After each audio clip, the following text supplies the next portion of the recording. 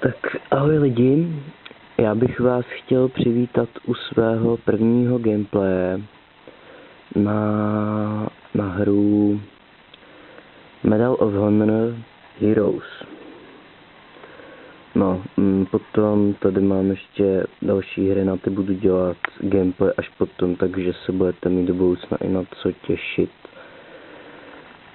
No, když spustíme do hry. Já už mám ta rozehráno, za to se omlouvám, ale ukážu vám to od první mise.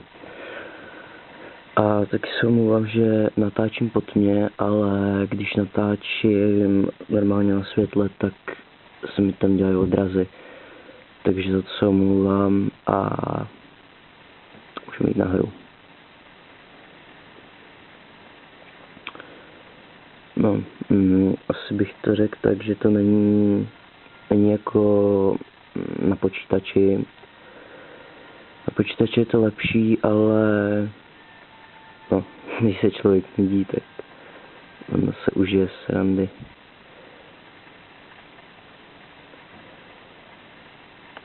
No, tady jsou nějaký data k misi, to vám asi nepřečtu,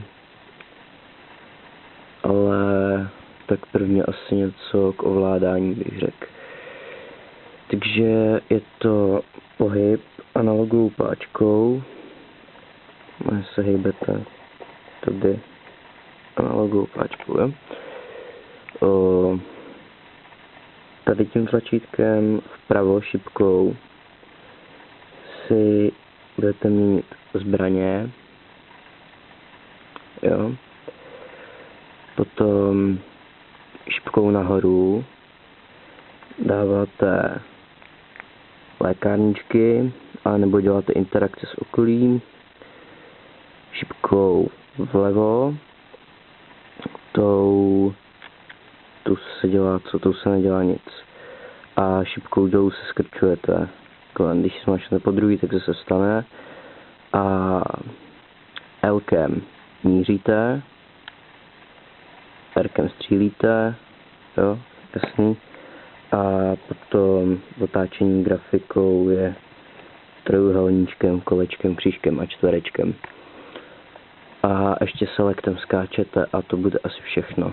No. A teďka bychom se mohli pustit do hry. Je to tak, kdyby někdo třeba nevěděl, jak nějakou misi udělat, tak proto to dělám, abyste věděli hnedka. Jo, tady už po nás někdo jde.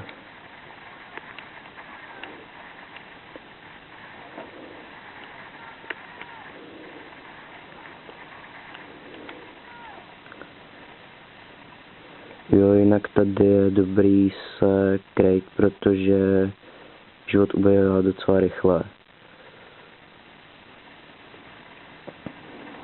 No, tady zlatá šipka ukazuje hlavní úkol, modré šipky ukazují vedlejší úkoly, to jsou takový dokumenty, které když seberete, tak za to dostanete body navíc.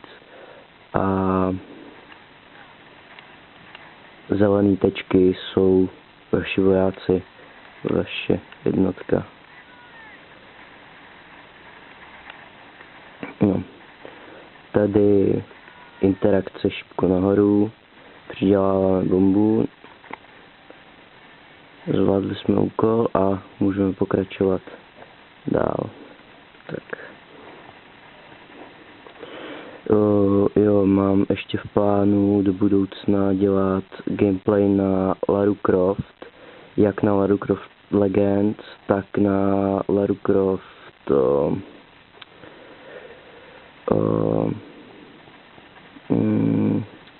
no, i na tu druhou se v PSP verzi, teďka si nespomenu.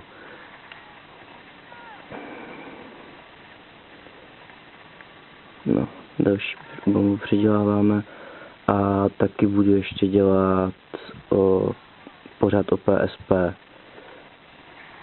Ten mám taky na programu. Měl bych začít točit už brzo. takže když budete mít zájem, tak můžete klidně psát do komentářů, já můžu poskytovat klidně informace o PSP. Jsem docela zkušený uživatel, znám toho docela dost. No a víc bych vám k tomu řekl až v tom pořadu.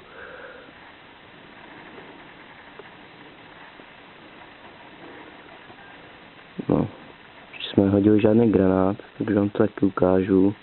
Jo, čím díl držíte R, tím dál ten granát hodí, jo.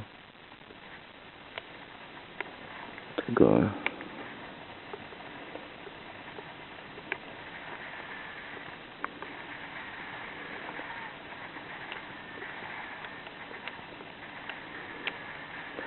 Jo, jinak vím, že mi to moc nejde, ale snažím se. Nesmíte se divit, když mě třeba zabijou, protože to se mi stalo docela často. Teďka jsme splnili jeden vedlejší úkol. To jste viděli, že jsme sebrali tam nějaký dokumenty, či co to bylo. A ještě nám zbývá vrátit se zpátky a ještě udělat jeden vedlejší úkol. Mě házíš granát. Ti dám. Čáku jeden.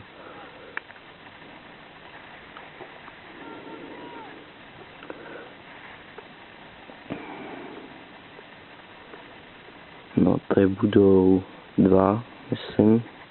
A 3. Co to jde?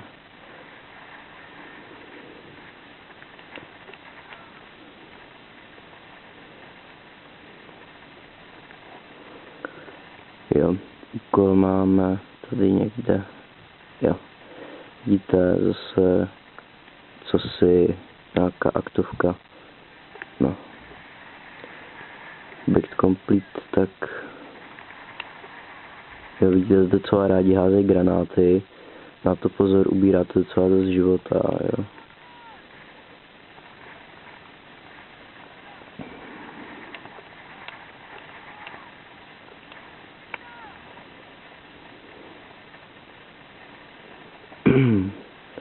No, koukám se, kolik natáčím.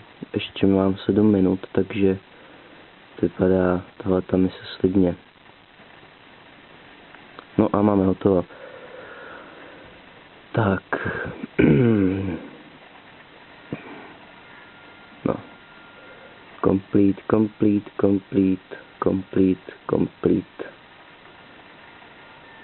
Super. No. Ocenění. Zimní uniforma. A co si dalšího. No. Takže teďka jste viděli první misi. Budeme pokračovat s touhle misí. Potom bude následovat tahle. To bude pak hodně těžká docela. A tahleta, no a tady ještě vůbec nevím, co nás čeká, takže ještě příště. No. Takže, jestli se vám video líbilo, tak můžete lajkovat a když budete chtít cokoliv poradit, tak do komentářů pište.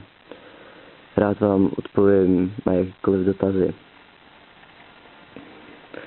Takže zatím ahoj, uvidíme se u dalšího